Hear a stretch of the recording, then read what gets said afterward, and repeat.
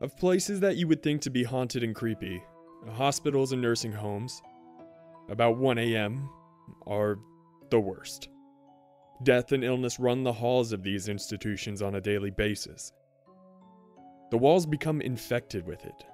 The floors and fixtures are run down by it. Each room becomes a cell of this thing, and at times, makes it appear living.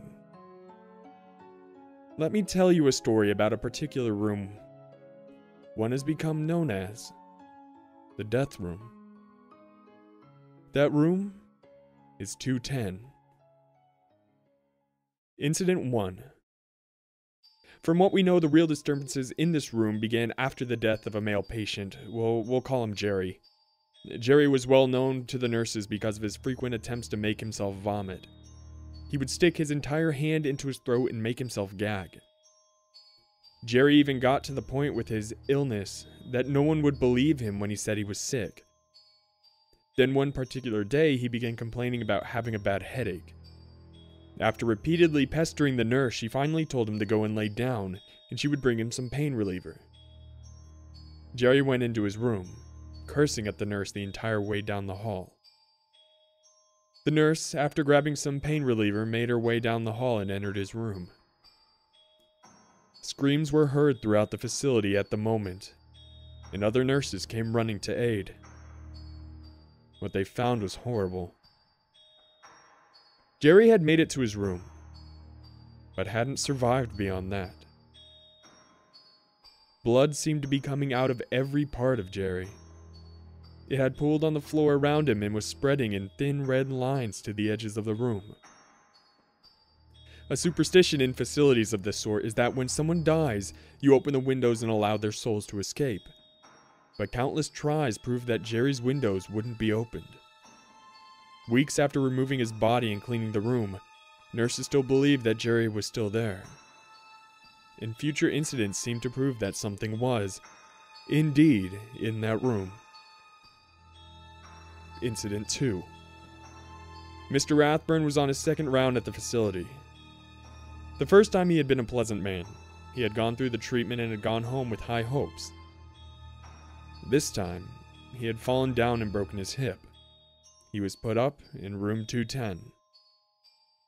The rumors were that he wasn't going to make it this time. The first night it was said that he could be heard screaming all throughout the building. Every time a nurse would enter his room, he would sit straight up and tell them that the demons were pulling him under. Another time a nurse went into his room. He tried to speak and it looked and sounded as if someone or something was trying to strangle him.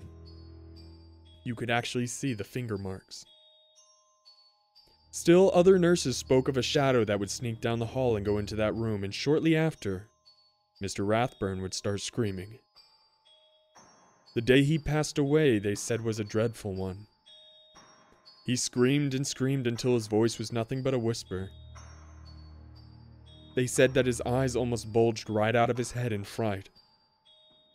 His last words? "They're coming to get me." Incident 3. Mr. Collins had only moments left when they moved him to room 210. His wife was in another room close to his. She spent most of her time at his side waiting for the inevitable. This particular night, however, she had went to her room and crawled into bed to rest for a while. She had fallen asleep, to be awakened by a commotion in the hallway. A nurse ran by her room in a state of panic. Mrs. Collins poked her head out into the hallway and noticed that it was her husband's room that they were going into. She threw her robe around her and headed in that direction. One of the aides tried to caution her and keep her back, but she pushed her way through and into the room. There was her husband's dead body in the bed, with eyes and mouth wide in terror. All around him on the floor was glass from the lights overhead, but not a piece was in the bed with him. His privacy curtains were shredded from ceiling to floor as if someone had taken a knife to them. Mrs. Collins had to be sedated that night. The memory of her husband's face haunted her until her last moments. But especially when they transfer her to room 210.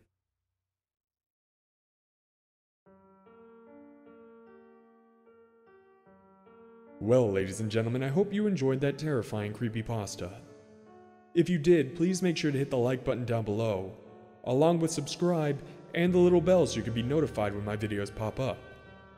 Be sure to answer the question in the comments section. And as always, my Darkness Militia, have a terrifying evening.